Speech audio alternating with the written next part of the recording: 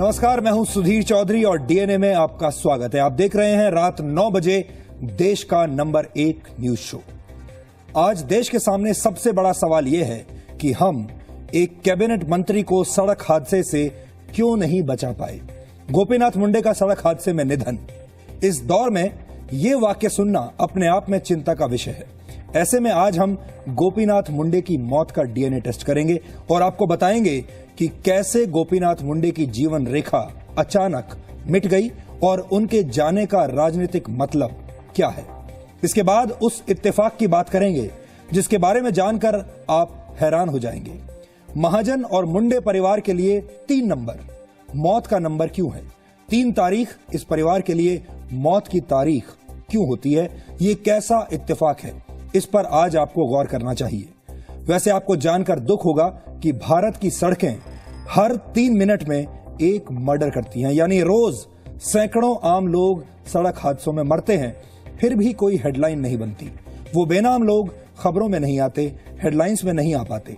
लेकिन आज गोपीनाथ मुंडे की मौत ने एक बार फिर सड़क हादसों के गंभीर मुद्दे को हवा दी है। इसलिए हम आपको समझाने की कोशिश करेंगे कि रोड के हर मोड़ पर मौत क्यों है और आतंकवादी हमलों से भी ज्यादा मौतें सड़क हादसों में क्यों होती हैं।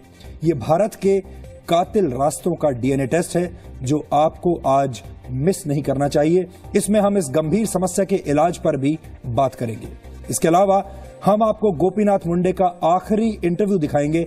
उन्होंने कैमरे के सामने आखिरी बार क्या कहा था, ये आपको सुनना चाहिए। इसके अलावा आज ये जानना भी जरूरी है कि राहुल गांधी आज पहली बार बीजेपी के दफ्तर में क्या कर रहे थे और राष्ट्रीय शोक के दिन कौन नॉन स्टॉप पार्टी कर रहा था।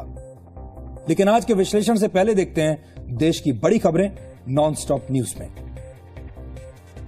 तो दिन की बड़ी खबरों का डीएनए टेस्ट शुरू करें, उसके पहले आइए आपको दिखा देते हैं आज देश भर में क्या क्या हुआ। फटाफट। केंद्रीय ग्रामीण विकास मंत्री गोपीनाथ मुंडे के निधन पर एक दिन का राष्ट्रीय शोक घोषित किया गया है। राष्ट्रपति प्रणब मुखर्जी, प्रधानमंत्री नरेंद्र मोदी समेत तमाम राजनीतिक और जानी मानी हस्तियों ने उन्हें श्रद्धांजलि दी। मुंडे के पार्थिव शरीर के दर्शनों के लिए राहुल गांधी भी बीजेपी दफ्तर पहुंचे। पूर्व प्रधानमंत्री अटल बिहारी वाजपेयी ने भी शोक संदेश भेजा। मैं ऐसा मानता हूं कि केवल दल की ही क्षति नहीं हुई है बल्कि देश की भी एक बहुत बड़ी क्षति हुई है, क्योंकि किसानों और गरीबों का, मजदूरों का प्रतिनिधित्व करने वाले नेता के रूप में उनकी छवि थी। महाराष्ट्र के बीड जिले में मुंडे के पैतृक गांव परली में कल उनका अंतिम संस्कार किया जाएगा। शाम 4:30 बजे उनका पूरा राजकीय सम्मान के साथ अंतिम संस्कार होगा। इसके लिए दिल्ली से एक विशेष विमान से उनका शव मुंबई भेजा गया है। महाराष्ट्र बीजेपी के कद्दावर नेता और केंद्रीय ग्रामीण विकास मंत्री गोपीनाथ मुंडे का निधन आज सुबह एक कार एक्सीडेंट में हुआ। मुंडे सुबह 6 बजे अपने घर से इंदिरा गांधी एयरपोर्ट के लिए निकले थे। ड्राइवर के अलावा एक सिक्योरिटी गार्ड भी उनके साथ था। रास्ते में अरबिंदो चौक पर उनकी SX4 कार को एक इंडिका कार ने टक्कर मार दी। मुंडे कार की पिछली सीट पर बैठे थे। टक्कर लगते ही वो कार में नीचे गिर गए। डैश हुआ कार को, वो कार में बैठे थे, गिर गए, उनको चोट लगी। उनको सफदरजंग हॉस्पिटल में लाया गया था। डॉक्टर ने पूरी कोशिश की और करीब 8 बजे डॉक्टर ने उनको मृत घोषित किया है। उन्होंने सिक्योरिटी गार्ड से पानी मांगा और अस्पताल चलने को कहा। मुंडे को सुबह 6:30 बजे एम्स लाया गया, जहां थोड़ी देर बाद ही डॉक्टर्स ने उनके निधन की औपचारिक पुष्टि कर दी। उनकी कार को टक्कर मारने वाली इंडिका कार के ड्राइवर गुरविंदर ने ही पुलिस को हादसे की खबर दी। पुलिस के मुताबिक गुरविंदर ने रेड लाइट जंप की थी और वो काफी रफ्तार से गाड़ी चला रहा था। हालांकि आरोपी ड्राइवर का कुछ और ही कहना है।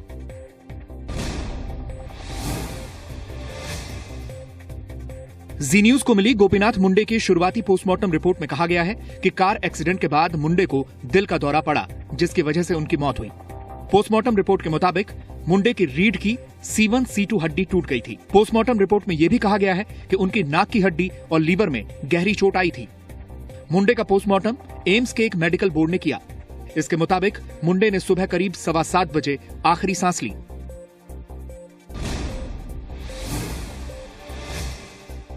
महाराष्ट्र बीजेपी के नेताओं ने केंद्रीय मंत्री गोपीनाथ मुंडे की मौत पर सवाल उठाते हुए हादसे में साजिश की आशंका जाहिर की है। महाराष्ट्र बीजेपी के प्रवक्ता ने मुंडे के रोड एक्सीडेंट केस की सीबीआई जांच की मांग की है। उगे नहीं निकले। मुंडे साहब का एक्सीडेंट हो जाता है, मुंडे साहब के साथ कोई एस्कॉर्ट नहीं है, मुंडे साहब के साथ कोई एक ही सिर्फ ड्राइवर है, ड्राइवर भी नया है, ऐसे कैसे हो सकता है? इसकी सीबीआई की जांच होनी चाहिए। इसी बीच दिल्ली पुलिस ने अदालत को जानकारी दी है कि मुंडे की मौत के मामले में आईबी और स्पेशल सेल साजिश के पहलू की जांच कर रही है। दूसरी ओर मुंडे की कार को टक्कर मारने के आरोपी गुरविंदर को जमानत मिल गई है। मैं अपनी ग्रीन लाइट में निकल रहा था, रेड लाइट में हिट हुई, उसके बाद वो गाड़ी लेके भाग गया। बस अब इस मामले की अगली सुनवाई 9 जून को होगी।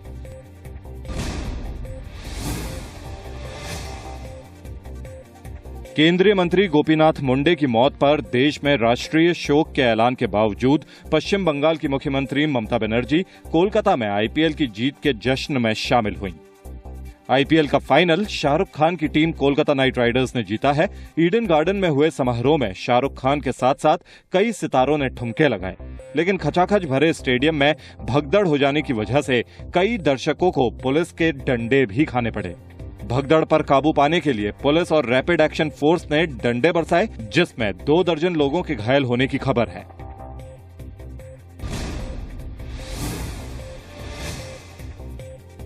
बीजेपी के वरिष्ठ नेता यशवंत सिन्हा को झारखंड की अदालत ने 14 दिन की न्यायिक हिरासत में भेज दिया है। यशवंत सिन्हा पर झारखंड बिजली बोर्ड के एक अधिकारी को बंधक बनाने का आरोप है। यशवंत सिन्हा के साथ 54 और लोगों को भी न्यायिक हिरासत में भेजा गया है। उनके साथ सभी लोगों ने जमानत लेने से इनकार कर दिया। ये कार्रवाई हजारीबाग के राज्य बिजली बोर्ड महाप्रबंधक धनेश झा की शिकायत के बाद हुई।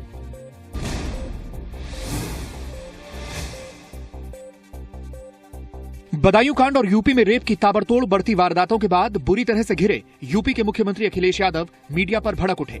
अखिलेश यादव का आरोप है कि मीडिया सिर्फ यूपी में रेप की घटनाओं का प्रचार कर रहा है। जब घटना होती तो उसका प्रचार बहुत होता है, और ये घटनाएं केवल उत्तर प्रदेश में नहीं हो रही हैं। अखिलेश ने दावा किया कि राज्य में कानून व्यवस्था मजबूत करने के लिए हर मुमकिन कदम उठाया जा रहा है। इस बीच यूपी के सीतापुर में एक और बच्ची के साथ रेप के बाद उसकी हत्या करके शव पेड़ पर लटका दिए जाने का मामला सामने आया है। तमिलनाडु की मुख्यमंत्री जे जयललिता ने आज एनडीए में शामिल होने का बीजेपी का न्योता ठुकरा दिया। जयललिता ने आज पीएम नरेंद्र मोदी से मुलाकात की थी और तमिलनाडु के लिए स्पेशल पैकेज मांगा था। कयास लगाए जा रहे थे कि बीजेपी जयललिता को एनडीए में लाकर उनकी पार्टी को लोकसभा में डिप्टी स्पीकर का पद ऑफर कर सकती है। हालांकि तमिलनाडु सरकार की प्रेस रिलीज में कहा गया है कि ये मुलाकात सिर्फ राज्य की समस्याओं पर बात करने के लिए थी। सुप्रीम कोर्ट में कोयला घोटाले में दाखिल एक याचिका में आरोप लगाया गया है कि पूर्व गृह सचिव आरके सिंह ने पूर्व सांसद और उद्योगपति नवीन जिंदल को ओडिशा में आदिवासियों की जमीन दिलाने में मदद की। अगर आप आदिवासियों को जेल में बंद करेंगे और उनकी जमीन कब्जा कर लेंगे, उसके अगेंस्ट में कौन संरक्षण दे रहा है? ये बहुत महत्वपूर्ण सब्जेक्ट है।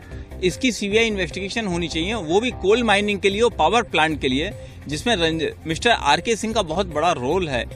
याचिका में 2 पूर्व कोल सचिवों और मनमोहन सिंह के पूर्व सलाहकार टीके नायर पर भी सवाल उठाए गए हैं। हालांकि आरके सिंह और जेएसपीएल ने आरोपों को बेबुनियाद बताया है।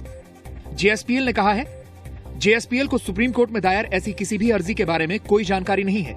जेएसपीएल पूर्व गृह सचिव आरके सिंह से मिली ऐसी किसी भी मदद से इनकार करता है। जेएसपीएल ने अपने प्रोजेक्ट के लिए जमीन का अधिग्रहण कानून के मुताबिक किया है या कर रहा है।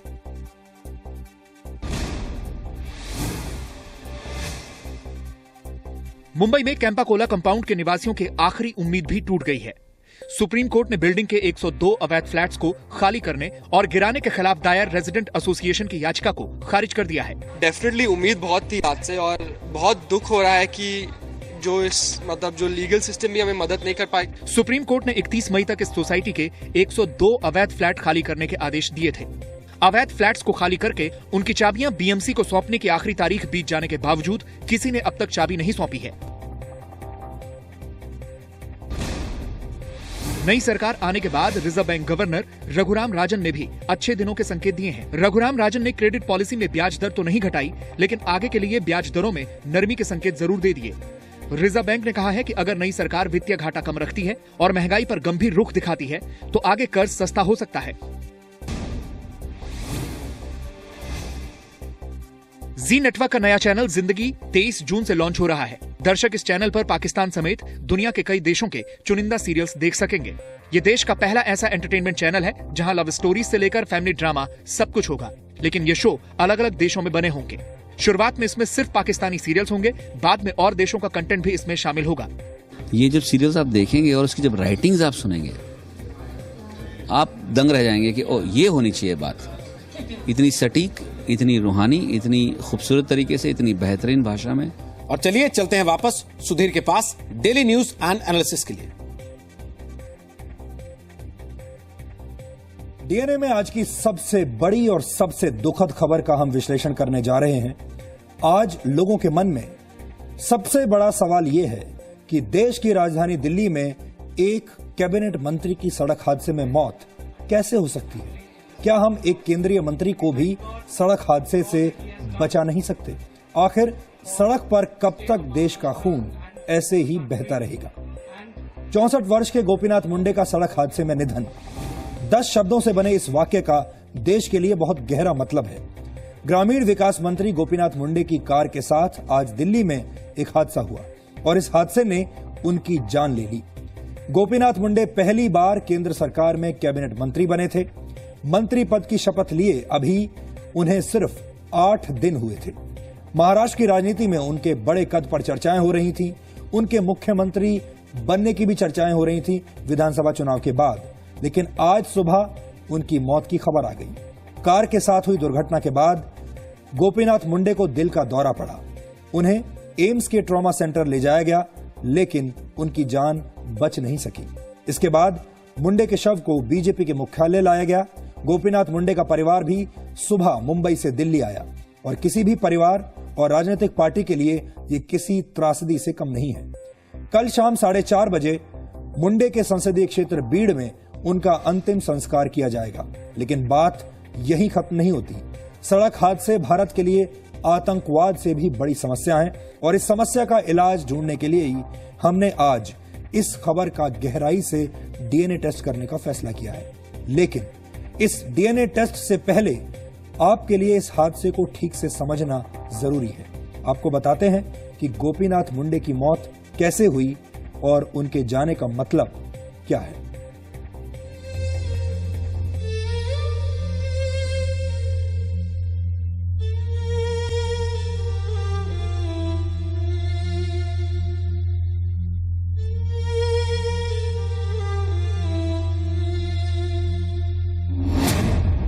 कितनी नाजुक है जिंदगी यहां पर। कब खुशियां रास्ता बदलकर कफन बन जाएं, यहां कौन कह सकता है। गोपीनाथ मुंडे का इस तरह से जाना एक सदमा है, लेकिन सच यही है कि कौन जाने कल हो न हो। और इस वक्त एक दुखद खबर हमारे पास आ रही है। गोपीनाथ मुंडे का निधन हो गया है। एम्स ट्रॉमा सेंटर में उनको भर्ती कराया गया था। सड़क हादसे में गोपीनाथ मुंडे का निधन हो गया है। सुबह की ये खबर हर किसी के लिए शॉक से कम नहीं थी। 64 साल के गोपीनाथ मुंडे दिल्ली से अपने संसदीय क्षेत्र बीड जाने वाले थे। सुबह करीब 6 बजे मुंडे अपनी मारुति SX4 कार से एयरपोर्ट के लिए निकले, लेकिन रास्ते में मौत उनका इंतजार कर रही थी। इस वक्त हम मौजूद हैं अरविंदो मार्ग चौराहे पर। यहीं पर केंद्रीय ग्रामीण विकास मंत्री गोपीनाथ मुंडे की गाड़ी का एक्सीडेंट हुआ। आप देख सकते हैं पुलिस ने बाकायदा बैरिकेडिंग की हुई है। ये जो मार्किंग की गई है CFSL के लिए स्किड मार्क्स के जो है दिए गए हैं। आपको बता दें कि गाड़ी पृथ्वीराज रोड से गोपीनाथ मुंडे की गाड़ी आ रही थी और सफदरजंग रोड जाने की कोशिश कर रही थी। ये रास्ता सीधे एयरपोर्ट की तरफ जाता है और जो गाड़ी है जो टकराई है इंडिका, वो INA की तरफ से आ रही थी। आप देख सकते हैं skid marks 10 feet, 16 feet, 20 feet और 30 फीट के मार्किंग की गई है। यानी जिस गाड़ी से गोपीनाथ मुंडे की गाड़ी टकराई वो इतनी तेज गति में थी कि 30 फीट तक गाड़ी स्किड करने के बाद, फिसलने के बाद भी रुक नहीं पाई और गोपीनाथ मुंडे की पिछली सीट से जाकर टकरा गई। उसी सीट पर गोपीनाथ मुंडे SX4 की गाड़ी में बैठे हुए थे। मारुति SX4 कार में सिर्फ 3 लोग सवार थे। पीछे की सीट पर मुंडे अकेले बैठे थे और आगे उनके निजी सचिव और निजी ड्राइवर था। 6:20 पर अरविंदो मार्ग चौराहे पर पीछे से सिल्वर कलर की इंडिका ने मुंडे की कार को टक्कर मार दी। टक्कर उसी तरफ हुई जिधर मुंडे बैठे हुए थे। मैं इस वक्त तुगलक रोड थाने में खड़ा हूं और इस थाने में वो गाड़ी मौजूद है जिसने गोपीनाथ मुंडे की गाड़ी को हिट किया, जिसका ड्राइवर गुरविंदर ये गाड़ी इंपीरियल होटल की है और गुरविंदर इंपीरियल होटल के लिए काम करता है। बिल्कुल ठीक रेड लाइट पर एक्सीडेंट हुआ और गाड़ी को ठीक उसी तरफ जो गोपीनाथ मुंडे की गाड़ी थी उस तरफ हिट किया गया, दरवाजे की तरफ को बिल्कुल जहां वो बैठे थे। इंडिका कार की टक्कर से गोपीनाथ मुंडे को कोई बड़ी बाहरी चोट तो नहीं आई, लेकिन उन्हें गहरा अंदरूनी धक्का लगा और बड़ी बेचैनी महसूस हुई। उन्होंने पहले अपने निजी सचिव एस नायर से पानी पीने को मांगा और जल्दी से जल्दी अस्पताल ले चलने को कहा। सुबह 6:30 बजे मुंडे अपनी कार से एम्स आए, लेकिन अगले 1.5 घंटे में बुरी खबर आ गई।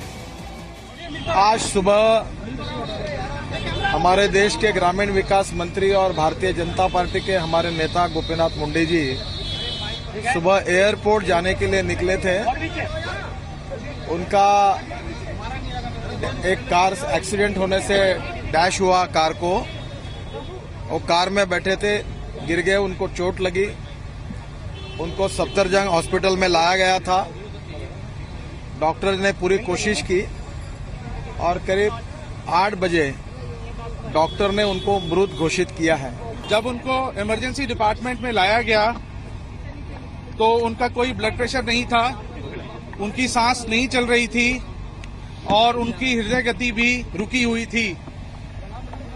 चिकित्सा पद्धति के अनुसार उनको कार्डियोपल्मोनरी रिससिटेशन या रिवाइव कराने की पूरी कोशिश की गई, किंतु 50 मिनट के गहन रिवाइवल की कोशिश के बाद भी उनको रिवाइव नहीं किया जा सका। तो नहीं है ना, एक्सटर्नली सिर्फ उनके नाक के ऊपर एक थोड़ा सा जैसे एब्रेजन होता है, एक छोटा सा एब्रेजन है, इसीलिए जो एग्जैक्ट कॉज ऑफ डेथ है उसको पोस्टमार्टम से ही इवैल्यूएट करके कुछ बोलना उचित रहेगा। पोस्टमार्टम रिपोर्ट के मुताबिक हादसे के बाद अंदरूनी चोट से मुंडे का लीवर फट गया। इसकी वजह से शरीर के अंदर ब्लीडिंग हुई। शॉक की वजह से मुंडे को दिल का दौरा पड़ा। मुंडे की रीढ़ की हड्डी भी टूटी हुई थी। उनकी नाक की हड्डी भी टूट गई थी। इस हादसे की खबर पुलिस को खुद उस इंडिका के ड्राइवर गुरविंदर ने दी, जिसे गिरफ्तार किया गया।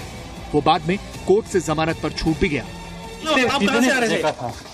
कितने बजे का इंसिडेंट था? रेड लाइट कितने चमके थे इतनी बता दीजिएगा। रेड लाइट कितने चमके? आपने क्या जंप आपने कैसे किया?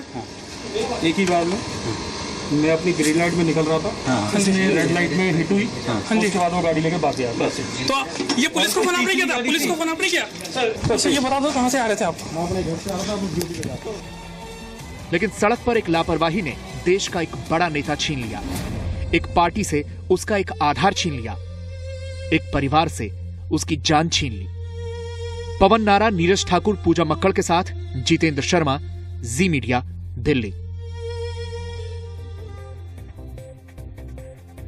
और यहां पर आपको यह बताना भी जरूरी है कि इंपीरियल होटल, जो कि दिल्ली का एक 5 स्टार होटल है, उसने बाद में अपना क्लैरिफिकेशन हमें भेजा और कहा कि इंपीरियल होटल का इस गाड़ी या ड्राइवर से कोई लेना देना नहीं है। ये गाड़ी इंपीरियल होटल की नहीं थी। ये था इंपीरियल होटल का पक्ष जो हमने आपके सामने रखा। दिल्ली पुलिस के मुताबिक 32 साल के जिस ड्राइवर गुरविंदर सिंह ने गोपीनाथ मुंडे की कार को टक्कर मारी, वो बहुत तेज स्पीड पर कार चला रहा था और उसने रेड लाइट भी जंप की थी। गुरविंदर सिंह पर लापरवाही और जानलेवा तरीके से गाड़ी चलाने के मामले दर्ज हुए हैं। वहीं गोपीनाथ मुंडे के ड्राइवर वीरेंद्र के मुताबिक उनके रास्ते में रेड लाइट होने में 26 सेकंड बाकी थे, यानी वो ग्रीन लाइट पर चल रहे थे और वो ग्रीन लाइट को रेड लाइट होने में 26 सेकंड बाकी थे। उसी वक्त ये टक्कर हुई, यानी गुरविंदर ने ग्रीन लाइट होने का इंतजार नहीं किया और रेड लाइट जंप कर दी। यहां हम आपको बता दें कि गोपीनाथ मुंडे की गाड़ी चलाने वाले ड्राइवर वीरेंद्र को 32 वर्ष का ड्राइविंग का अनुभव है, यानी जितनी गुरविंदर की उम्र है उतने समय से वीरेंद्र ड्राइविंग कर रहे हैं। इससे पहले वो जयराम रमेश की गाड़ी चलाते थे, जबकि गुरविंदर सिर्फ 2 साल से ड्राइविंग कर रहा था। ये दोनों ड्राइवर्स का फर्क है जो हम आपके सामने बता रहे हैं। और अभी तक हमने जो आपको बताया, ये पुलिस ने जो हमें बताया है, पुलिस का जो पक्ष है, उसके आधार पर हम आपको ये बात बता रहे हैं। गोपीनाथ मुंडे और प्रमोद महाजन, ये दोनों महाराष्ट्र में बीजेपी की राजनीति का बड़ा नाम थे। दोनों ही अब इस दुनिया में नहीं है। मुंडे और महाजन के पारिवारिक संबंध हैं। प्रमोद महाजन की बहन गोपीनाथ मुंडे की पत्नी है।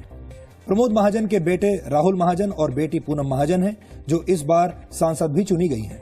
गोपीनाथ मुंडे की 3 बेटियां हैं, जिनमें से एक पंकजा बीड़ से विधायक हैं।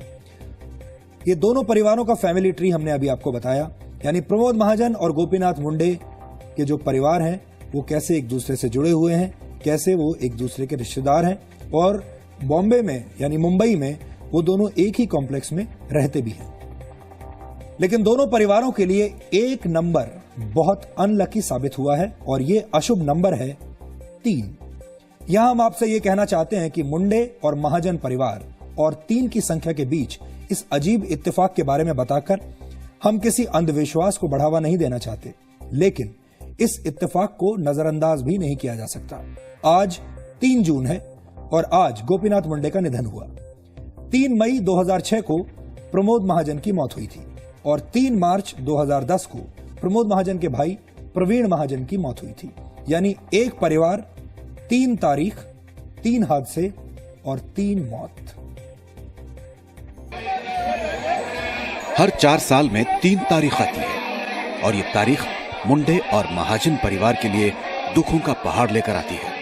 3 तारीख का ये मनहूस सिलसिला साल 2006 से शुरू हुआ था।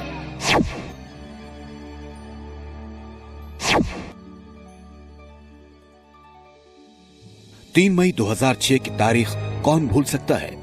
ये वो दिन था जब बीजेपी के भविष्य का चेहरा कहे जाने वाले प्रमोद महाजन की मौत हो गई थी।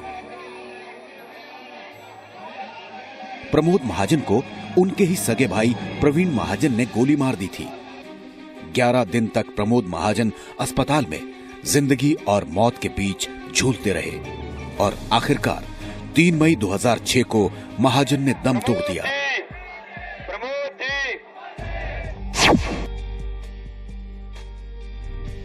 प्रमोद महाजन की मौत के 4 साल बाद फिर महाजन परिवार के लिए 3 तारीख मनहूस साबित हुई। ये तारीख थी 3 मार्च और साल था 2010। प्रमोद महाजन की हत्या के दोषी उनके छोटे भाई प्रवीण महाजन को अचानक ब्रेन हैमरेज हुआ और 3 मार्च को उनकी मौत हो गई। प्रवीण महाजन भाई की हत्या के केस में तब उम्र कैद की सजा काट रहे थे।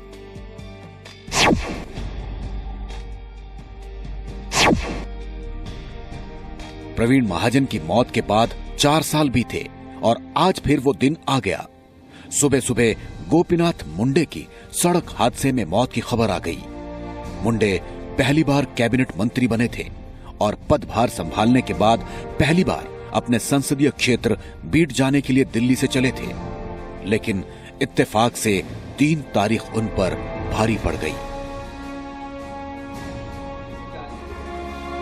महाजन और मुंडे परिवार की कहानी पिछले 8 साल से बड़ी त्रासदियों से भरी है। प्रमोद महाजन की मौत के बाद गोपीनाथ मुंडे ही दोनों परिवारों को संभाल रहे थे। दोनों ने साथ साथ महाराष्ट्र में बीजेपी में राजनीति शुरू की थी, लेकिन दोनों का अंत दुर्भाग्य से अजीब हादसों और एक अनलकी तारीख के साथ हुआ। दिनेश शर्मा और रविंद्र कुमार के साथ दिलीप तिवारी, जी मीडिया, दिल्ली। गोपीनाथ मुंडे के निधन ने राजनीति की दुनिया को एक गहरा झटका दिया है। एक केंद्रीय मंत्री जिसने सिर्फ 8 दिन पहले शपथ ली थी, उसकी एक सड़क हादसे में अचानक मौत हो जाए, ये किसी के लिए भी यकीन करना मुश्किल है। किसी भी पार्टी के लिए यह घटना किसी सदमे से कम नहीं है। गोपीनाथ मुंडे का शव एम्स से आज दोपहर बीजेपी के मुख्यालय लाया गया, जहां बीजेपी के ज्यादातर बड़े नेता मुंडे को श्रद्धांजलि देने पहुंचे। प्रधानमंत्री नरेंद्र मोदी ने गोपीनाथ मुंडे के निधन को स्तब्ध करने वाला बताया और मोदी उन्हें श्रद्धांजलि देने खुद बीजेपी मुख्यालय पहुंचे। मोदी के अलावा राजनाथ सिंह, लालकृष्ण आडवाणी, वेंकैया नायडू, स्मृति ईरानी जैसे बीजेपी के तमाम बड़े नेता आज बीजेपी मुख्यालय में थे। हर कोई मुंडे की विधायक बेटी पंकजा को हिम्मत बंधाने की कोशिश कर रहा था। आरएसएस के प्रमुख मोहन भागवत भी आज श्रद्धांजलि देने के लिए बीजेपी के दफ्तर पहुंचे। सबसे बड़ी बात यह थी कि कांग्रेस के उपाध्यक्ष राहुल गांधी भी आज बीजेपी मुख्यालय पहुंच गए। राहुल गांधी के साथ उत्तराखंड के मुख्यमंत्री हरीश रावत भी थे। राहुल गांधी करीब 10 मिनट तक वहां रहे और बीजेपी के नेताओं से बात की, जबकि बीजेपी के वरिष्ठ नेता यशवंत सिन्हा गोपीनाथ मुंडे को श्रद्धांजलि देने आज नहीं पहुंच पाए, क्योंकि एक सरकारी अधिकारी से मारपीट के केस में आज यशवंत सिन्हा को हजारीबाग कोर्ट ने 14 दिन की न्यायिक हिरासत में भेज दिया। यशवंत सिन्हा और बीजेपी के समर्थकों ने हजारीबाग में बिजली कटौती के खिलाफ प्रदर्शन किया था और उन पर बिजली विभाग के जीएम को ऑफिस में बंधक बनाने और मारपीट करने का आरोप लगा था। इस मामले में पुलिस ने तब 150 बीजेपी कार्यकर्ताओं को गिरफ्तार किया था। गोपीनाथ मुंडे का जाना देश की राजनीति के लिए किसी बड़े सदमे से कम नहीं है।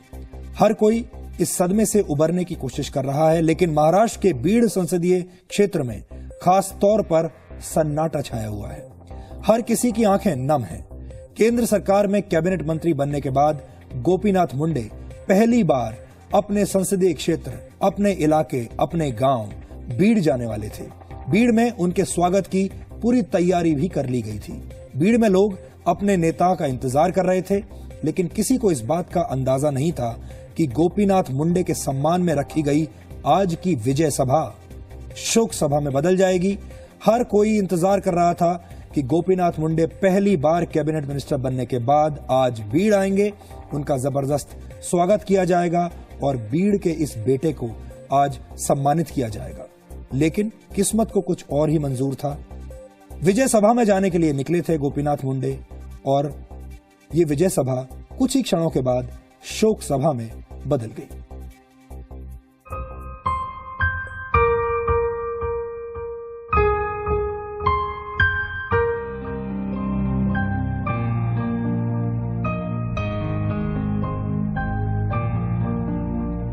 विजय सभा बन गई शोक सभा। आंसुओं के साथ छोड़कर चले गए मुंडे।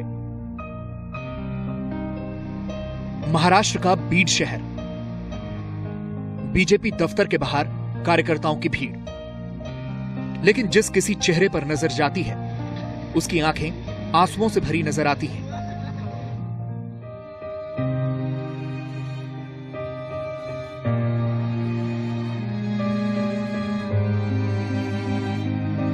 ये गोपीनाथ मुंडे का क्षेत्र है। ये वो लोग हैं जो गोपीनाथ मुंडे का इंतजार कर रहे थे।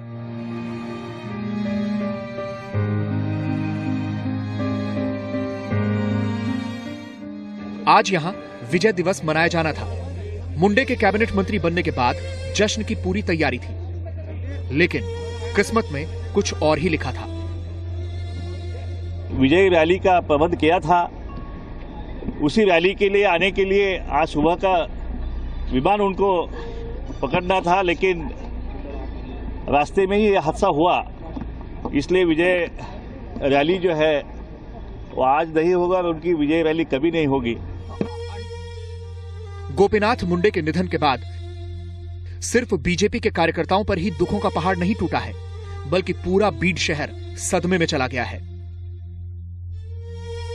सड़कें सूनी हो गई हैं। इक्का दुक्का गाड़ियां सड़कों पर दिखाई दे रही हैं। बाजार बंद हैं, दुकान में ताले लटके हैं। पिताजी की तरह डांटा भी करते थे, पर हमें उसका कभी बुरा नहीं लगा। आज केंद्रीय मंत्री बनने के बाद पहली दफा भीड़ में आ रहे थे। सुबह हम सब स्वागत के लिए तैयार होके निकले और चलते चलते रास्ते में इतने फोन आए, साहब का एक्सीडेंट हो गया। बात सुन के कुछ समझ ही नहीं आया।